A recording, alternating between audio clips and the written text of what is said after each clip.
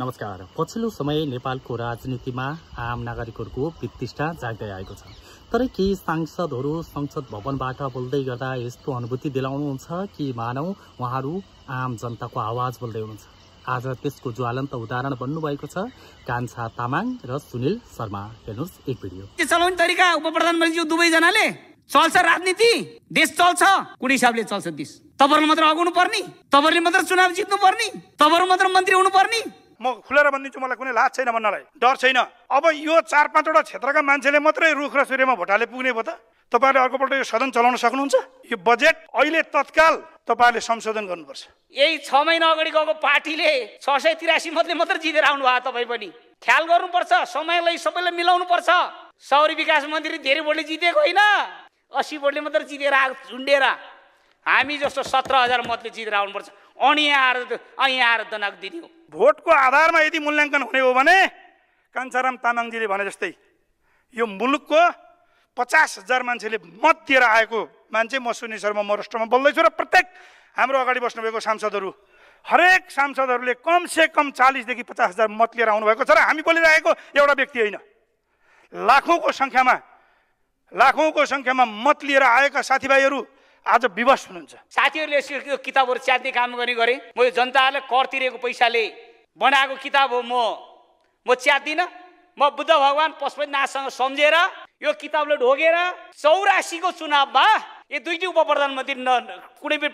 उपप्रधानमन्त्री यो मरेर जाने जिन्दगी हो, हिसाब हुनेवाला छ उपरमा। आज तपाईँले गर्नुभएको पाप र धर्मको एक दिन हिसाब हुन्छ। यो राज्य सत्तालाई हातमा लिएर राज्य सत्तामा बसेर पावरको अभिमान देखाएर अनि नागरिकलाई लिगल वेबाट नागरिक लुट्न पाइँदैन। हेकार होस् यहाँहरूलाई। तपाईहरुले के तपाईहरु मात्रै को जिल्लाले मात्रै बजेट लान खोज्या हो? यो देश बनाउन सक्नुहुन्न जस्तो लाग्छ। के शहरी विकास मन्त्री र अर्थमन्त्रीज्यूको के मितको चिनो साटेको हो? यो अरु 77 जिल्ला मान्य जितेको छैन, 165 वटा 110 वटा समानुपातिक छैन।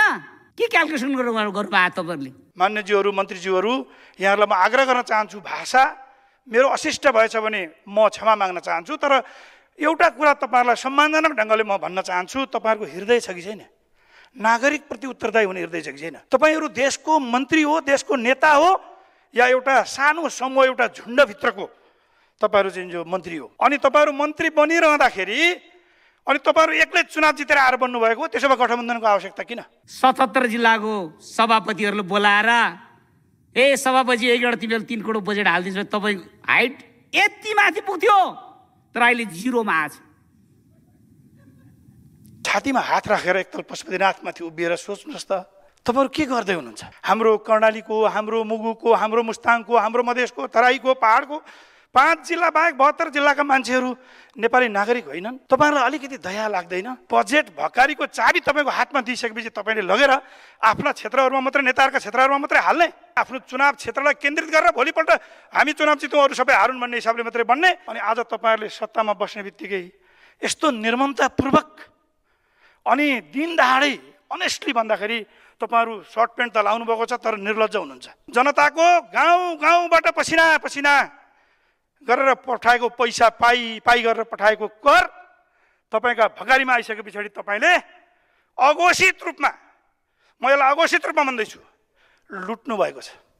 यसरी पाइँदैन लुट्न। लिगल अथवा सत्तालाई, कानुनलाई आफ्नो हातमा लिएर लुटिएको हो।